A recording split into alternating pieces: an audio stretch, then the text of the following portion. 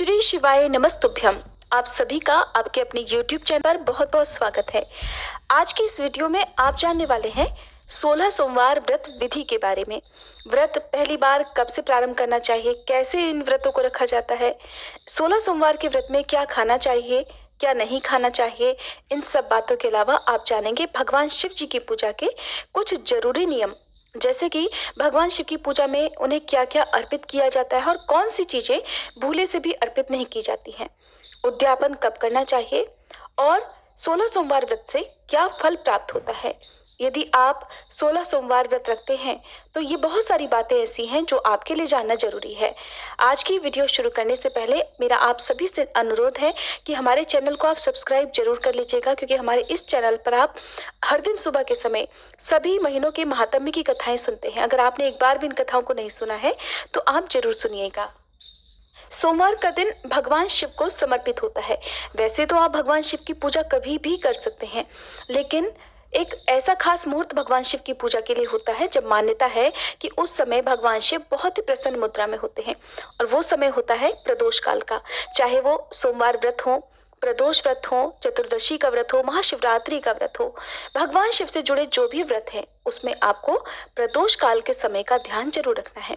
प्रदोष काल सूर्यास्त से 45 मिनट पहले और 45 मिनट बाद का समय होता है। यदि आपकी कोई भी खास मनोकामना है, आपकी कोई भी इच्छा है, तो आप उसकी पूर्ति के लिए इस समय में पूजा करना, इस समय में किसी खास मंत्र का जाप करना बिल्कुल मत भूलिएगा।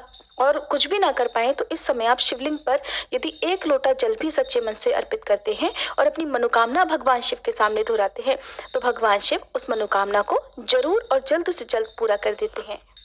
सबसे पहले बात करते हैं कि 16 सोमवार के व्रत कब से प्रारंभ करना शुभ रहता है। तो 16 सोमवार के व्रत आप सावन के महीने से, जो कि पूरा महीना ही भगवान शिव को समर्पित होता है, सावन के महीने से शुरू कर सकते हैं।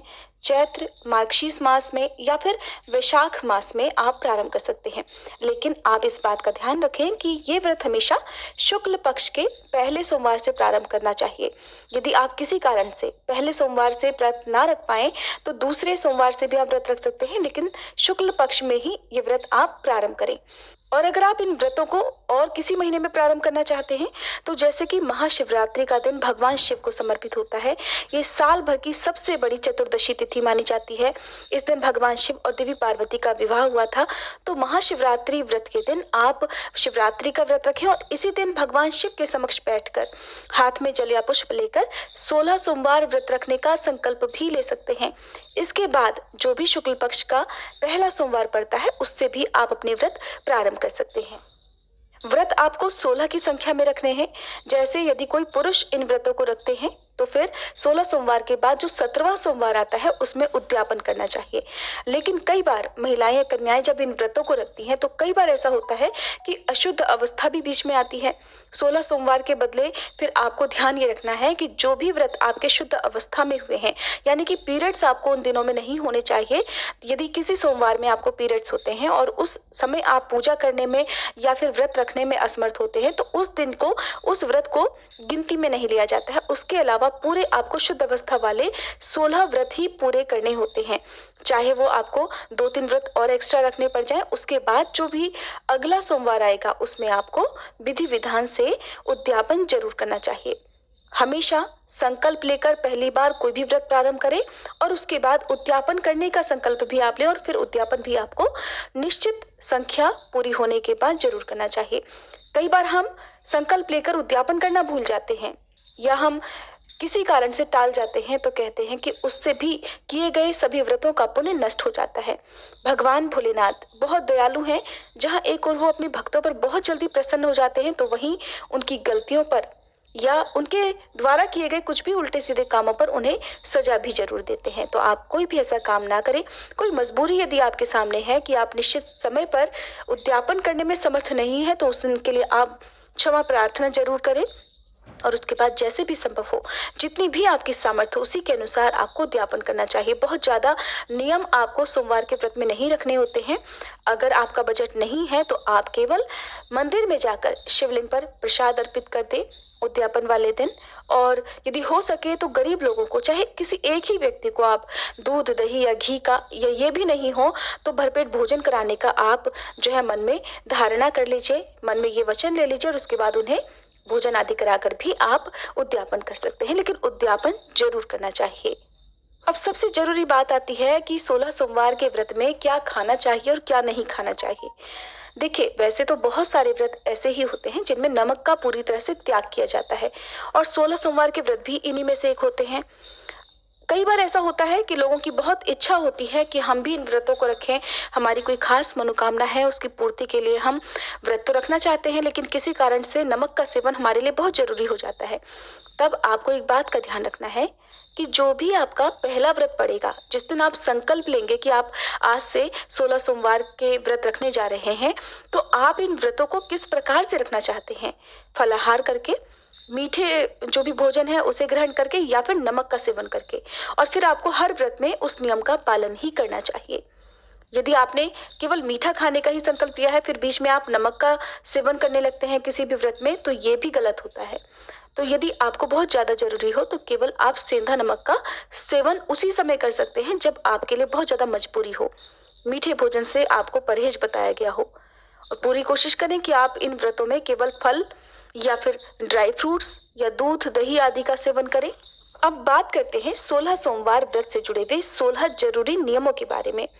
यदि किसी के विवाह में कोई परेशानी आ रही हो, कोई वैवाहिक जीवन में परेशान हो, या फिर किसी को मनचाही नौकरी ना मिल रही हो, किसी को संतान सुख नहीं मिल रहा हो, किसी के विरोधी बहुत ज्यादा परेशान कर रहे हो, कोई आर्थिक समस्याओं से बहुत ज्यादा परेशान हो, बहुत ज्यादा कर्जा हो गया हो, यानी कि अगर देखा जाए तो जिसकी जैसी भी समस्या है उसके निवारण के लिए उसी प्रकार से आप अपनी इच्छा दोहराकर इन व्रतों को प्रारंभ कर सकते हैं। सोमवार के व्रत में भगवान शिव सहित पूरे शिव परिवार की पूजा की जाती है और शिवलिंग का पूजन जरूर करना चाहिए। ये बात अलग है कि आसपास शिव मंदिर ना हो, शिवलिंग ना मिल पाए, तो उस स्थिति में भी पूरी कोशिश करें कि आप पार्थिव शिवलिंग बनाकर घर पर पूजन कर सकते हैं। बहुत से लोग अपने घरों में शिवलिंग नहीं रखते हैं क्योंकि शिवलिंग की पूजा के बहुत ज़्यादा जरूरी नियम होते हैं, तो इसलिए अधिकतर लोग नहीं रखते होंगे। तो ऐसे में आप ये काम कर सकते हैं कि सोमवार व्रत के दिन सुबह जल्दी उठकर स्नान आदि से निवृत्त होकर अपने ही घर के किसी गमले में या जहाँ पर भी साफ मिट्टी हो उसे लाएं, उसे छान लें और उसे गंगा जल से फिर शिवलिंग बनाकर उसका आप पूजन कर सकते हैं।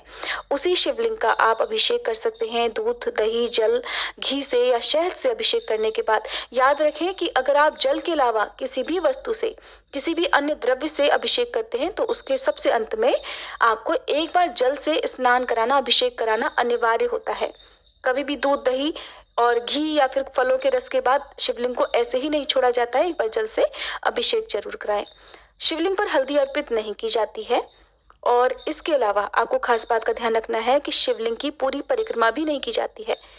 अक्सर लोग डायरेक्ट शिवलिंग पर ही जल चढ़ा देते हैं, चाहे मंदिर में जाएं या फिर अपने घर पर ही शिवलिंग की पूजा करते हैं, तो जो लोटा जल का होता है उसे सीधे ही शिवलिंग पर अर्पित कर देते हैं, लेकिन ऐसा नहीं किया जाता है। सबसे पहले भगवान गणेश को, जो शिवलिंग के स्थान होते हैं जिसमें अशोक सुंदरी होती हैं, भगवान गणेश होते हैं, माँ पार्वती जी का स्थान होता है, तो सबसे पहले गणेश भगवान को शिवलिंग के पास में जल अर्पित किया जाता है और फिर माँ पार्वती जी को, अशोक सुंदरी को अर्पित किया जाता है। उसके बाद शिवलिंग के ऊपर जल की धार अर्पित की जाती है। इस तरह से अर्पित करना चाहिए, चाहे वो दूध हो, दही हो या जल हो, कि धार बीच में से ना टूटे, लगातार जब तक कि पात्र में रखा हुआ जल या जो भी द्रव्य है वो पूरा समाप्त ना हो जाए।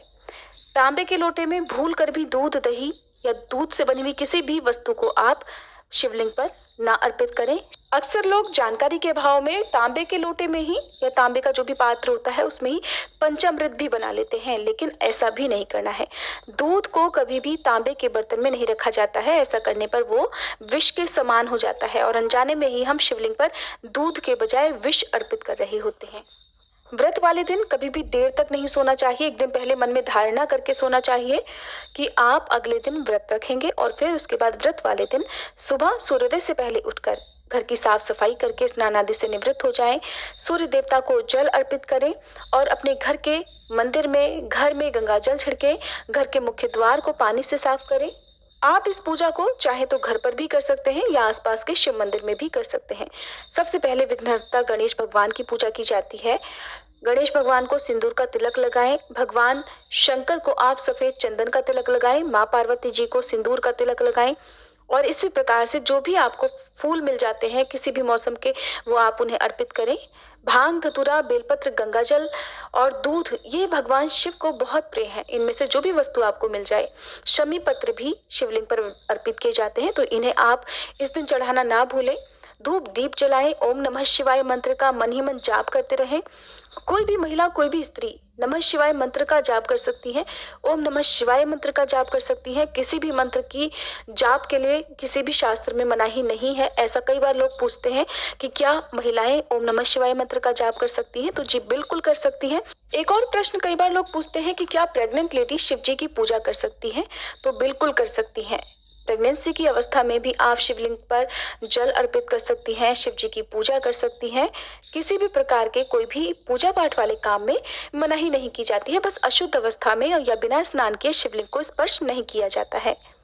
वैसे तो आप अगर साधारण विधि से पूजा करते हैं, यदि आपकी कोई बहुत बड़ी मनोकामना नहीं है या बिना मनोकामना के यदि आप पूजा करते हैं, ये व्रत रखते हैं, तो आप केवल जल से या गंगा जल से भगवान शिव का अभिषेक कर सकते हैं। यदि आपकी कोई खास मनोकामना है तो उसके लिए आपको दूध, दही, घी, शहद, चने की दाल, सरसों का तेल, काले तिल आदि कई सामग्रियों से अभिषेक करना चाहिए। इनके अलावा आप हरे मूंग भी शिवलिंग पर अर्पित कर सकते हैं। कोई खास मनोकामना की पूर्ति के लिए जब आप अभिषेक करना चाहें तो प्रदोष काल का समय सबसे उत्तम होता है। हमेशा भगवान शिव की पूजा में मौन ना रहें।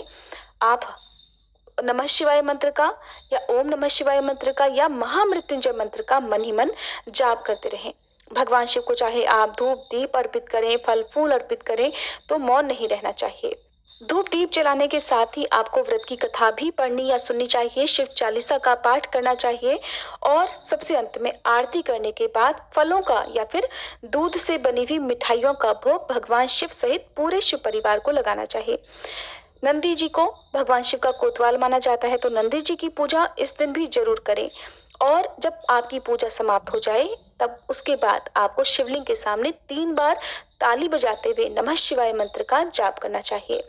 आप अपने सामर्थ्य के अनुसार यदि रुद्राक्ष की माला है तो वहीं पर बैठकर 108 बार ओम नमः शिवाय मंत्र का जाप भी कर सकते हैं। रुद्राक्ष की माला ना हो तो आप मन ही मन बैठकर भी शिव जी के सामने आप मंत्रों का जाप कर सकते हैं। आजकल की भागम भाग भरी जिंदगी में हो सकता है कि बहुत लोगों के पास इतना समय ना हो कि दोनों ही समय की पूजा आप विधि विधान से कर पाए, तो सुबह की पूजा आप साधारण तरीके से करके शाम को प्रदोष काल के समय भी पूजा कर सकते हैं। शाम की पूजा करने के बाद आप एक समय फलाहार ग्रहण कर सकते हैं, जैसा कि इस वीडियो के शुरू में आपको बताया है।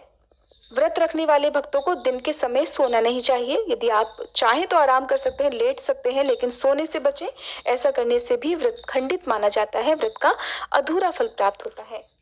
ध्यान रखें कि जब भी आप शाम के समय फलाहार करते हैं तो उस समय आप जो भी फलाहार करते हैं उससे पहले प्रसाद जरूर ग्रहण करें। ये प्रसाद क्या होगा, जैसे कि शाम की पूजा में आरती करने के बाद भगवान को आप जिस भी वस्तु का भोग लगाते हैं, जैसे कि गंगा जल का, चूरमा का, खीर या लड्डू का, तो उन्हीं का आप सेवन करके उन्हीं को प्रसाद रूप में ग्रहण करके उसके बाद जो भी फलाहार आप करते हैं वो आप कर सकते हैं। फलाहार में देखिए बहुत से लोग इस दिन साबूदाने की खीर का सेवन कर लेते हैं, कुछ लोग चूरमे का सेवन करते हैं, कुछ दूध से बने हुए दलिये का सेवन करते हैं। इनके अलावा लौकी या फिर आलू का हलवा भी आप शाम के समय ग्रहण कर सकते हैं। जहां तक हो सके सुबह और शाम की पूजा का एक समय निश्चित जरूर रखें। हर व्रत में उस समय का ध्यान रखें और जो भी भोग आपने भगवान को अर्पित किया है, जो भी फलाहार आपने पहले व्रत में ग्रहण किया है, कोशिश करें कि हर व्रत में आप उसी फलाहार को ग्रहण करें। बीच बीच में नियम नहीं बदलना चाहिए, उसे खंडित ना होने दें। इस व्रत में आप गेहूं के आटे की पंजीरी भी ग्रहण कर सकते हैं और इसके अलावा किसी भी एक फल से आप अपना जो भी व्रत है शाम के समय वो खोल सकते हैं और कोशिश करें कि उसी फल से आप हर व्रत में अपना व्रत खोलें। कोई भी नियम आपको बीच में नहीं बदलनी चाहिए।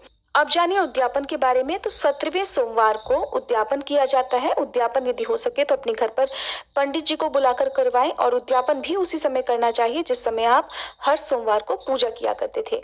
उद्यापन के दिन हवन आदि जरूर करना चाहिए। हवन आप खीर से कर सकते हैं, काले तिलों से कर सकते हैं और हवन सामग्री से भी आप कर सकते हैं।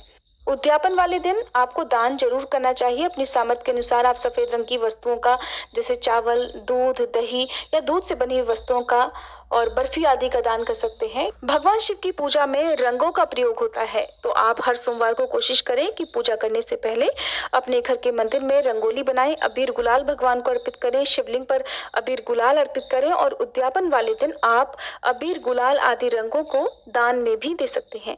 ये थी 16 सोमवार व्रत से जुड़ी हुई जानकारी। यदि आप 16 सोमवार व्रत की कथा भी सुनना चाहते हो तो कमेंट बॉक्स में जरूर बताइएगा। वीडियो पसंद आई हो तो वीडियो को लाइक करके हमारे चैनल को सब्सक्राइब करना मत भूलिएगा। दोस्तों, आपको ये 16 सोमवार व्रत विधि की जानकारी कैसी लगी, कृपया कमेंट करके ज़रूर बताएं। वीडियो पसंद आया हो तो लाइक करें और अपने दोस्तों के साथ शेयर करें। ऐसी ही और भी बहुत सारी जानकारियों को जानने के लिए चैनल को सब्सक्राइब ज़रूर करें। धन्यवाद।